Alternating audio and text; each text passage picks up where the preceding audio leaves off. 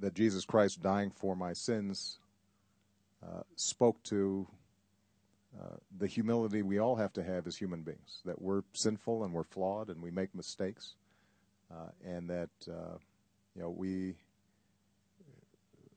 achieve salvation through the grace of God.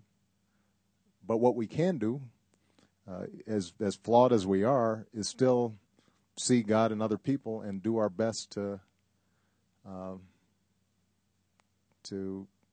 help them find their own grace. And so that's what I strive to do. That's what I pray to do every day. I think my public service is part of that effort to express my Christian faith. And it's but the one thing I want to emphasize, having spoken about something that obviously relates to me very personally, as President of the United States, I'm also somebody who deeply believes that part of the bedrock strength of this country is that it embraces people of many faiths and of no faith. That this is a country that is still predominantly Christian, but we have Jews, Muslims, Hindus, atheists, agnostics, Buddhists, and that their own path to grace is one that we have to revere and respect as much as our own. And that's part of what makes this country what it is. Now, with respect to the abortion issue, I actually think, there are laws, both federal, state, and constitutional, that are in place. And I think that, this is an area where I think Bill Clinton had the right formulation a couple of decades ago, which is abortion should be safe, legal, and rare. I think that it's something that all of us should recognize is a difficult, oftentimes tragic situation that families are wrestling with. I think the families and the women involved are the ones who should make the decision, not the government. But I do think, actually, that there are a whole host of laws on the books that after a certain period, the interests shift such that you can have some restrictions, for example, on late-term abortions, and appropriately so. So there is, in fact, a set of rules in place. Now, people still argue about it and still deeply disagree about it, and that's part of our democratic way. All right, next. Oh, I want to make sure I get everybody in. Okay. As far as the mosque in New York, yeah. I'm a Christian. Right. But we base our faith on free will. Right. And that's what we were founded on, was freedom. Yeah. And I just thank you for taking a stand. I appreciate that. You're exactly right. We were founded on freedom of religion. That's how this country got started. That's why people came here, because there were a bunch of other folks who said you can't worship the way you want. And we have to constantly, I think, reaffirm that tradition, even when it sometimes makes us uncomfortable. Yes. Okay. And I will try those chili peppers. Go ahead. Just like the rest of everyone, we appreciate you being here. It's a big honor to have you here. Thank you. And I have 3 things also. Mine are simple, though. Kind of. First one is I did a lot of research on you when you were running for president. And so, again, I appreciate you being here. And you have come from the same place a lot of the rest of us have come from. Okay?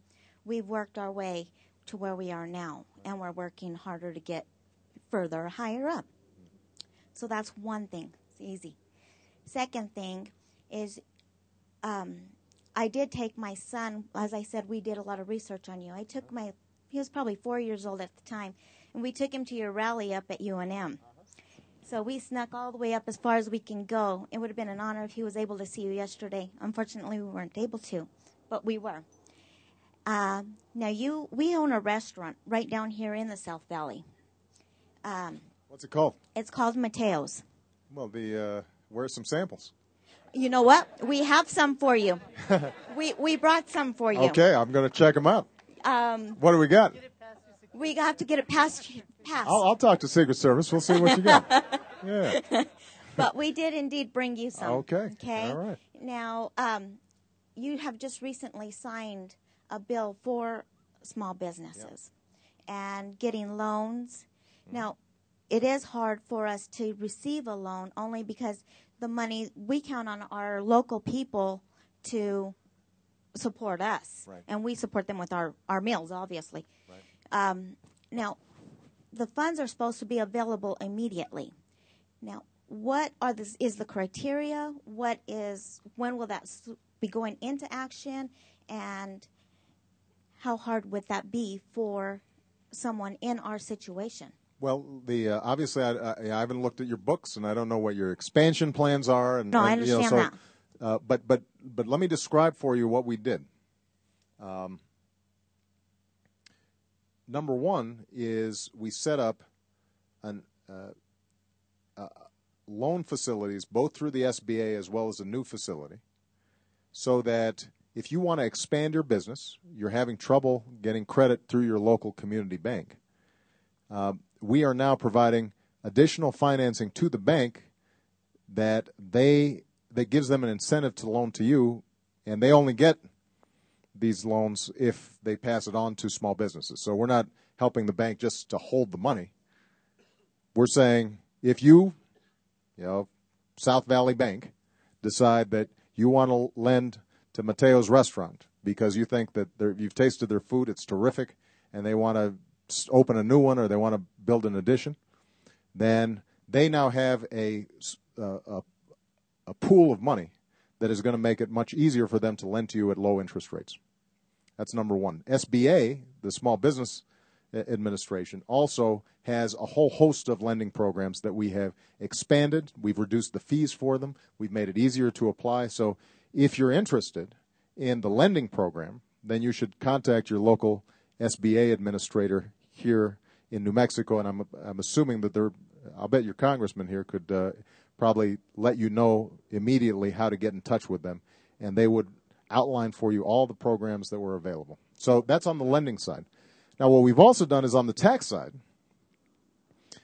we have said that for companies that are starting up, small businesses that are starting up, we're going to give them a whole bunch of tax breaks. If you decide that you have to build a new oven, and you haven't been sure, should you invest in it this year? Should you put it off? It's kind of expensive. Well, we're giving you incentives to go ahead and buy that oven this year and put it in. And it will be cheaper for you because you can essentially you can write off the business expenses of purchasing that oven this year a lot faster than you would have otherwise been able to do.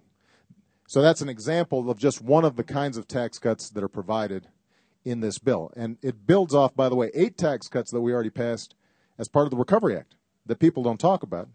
Right now you can get a tax break if you hire an unemployed worker. We will give you a tax break on the payroll taxes that you have to pay for that person. There are tax breaks right now for health care. I don't know if you're providing health care for your employees. It's oftentimes very hard for restaurants who are operating on pretty slim margins to provide health insurance for their employees. But what we're doing now is, because of health reform, we'll pay up to a third of the cost of your premiums in the form of tax credits so that it's much more affordable, much cheaper for you to be able to provide health insurance for your employees.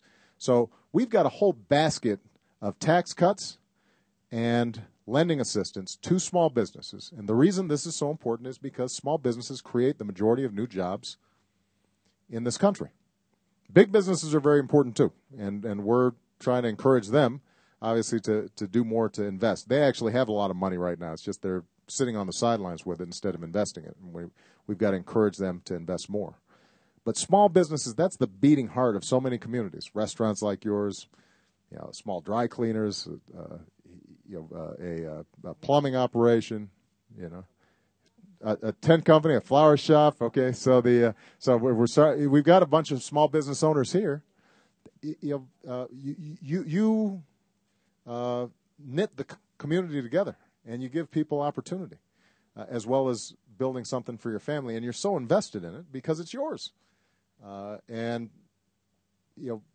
Small businesses have been harder hit by this recession than just about anybody else because they had a harder time getting financing, and because obviously customer demand was down. And that's why we have really tried to focus on making sure that small businesses on Main Street get help. I've got to do a little bit of editorializing again, though, about the politics of this, because this is something that this bill that I signed this week drew on Republican and Democratic ideas. Traditionally, this is something that's been completely bipartisan. The Chamber of Commerce, the Association for Small Businesses, a whole bunch of different groups supported it.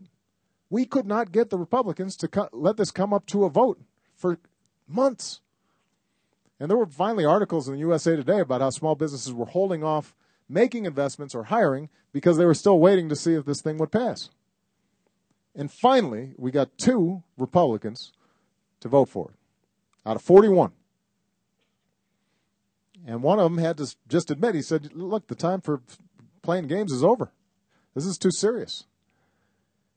And I guess, that's something that I just hope, as you are talking to your friends and your neighbors and your coworkers, I hope that's the one thing you come away from here today thinking about is, these are serious times.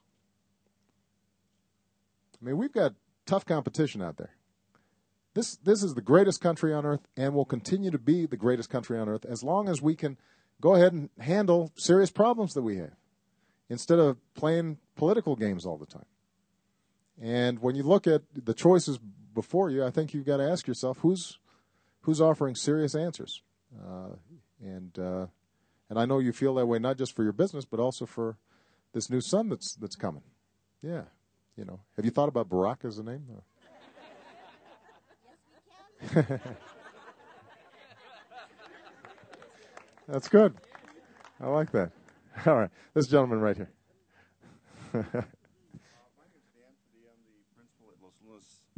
My name's Dan Padilla. I'm the principal at Los Lunas High School. Well, it's great to see you. And thank you, sir. Now, has somebody given you a pass yes, to be off campus? And yes, they do. As a matter of fact, right. I'm really proud. Eda is my counselor at my high school. So thank you all and welcome to New Mexico. Thank you. This statement, I promise my students every day, my students are my mission every day. And what they think and what they do is important to all of us.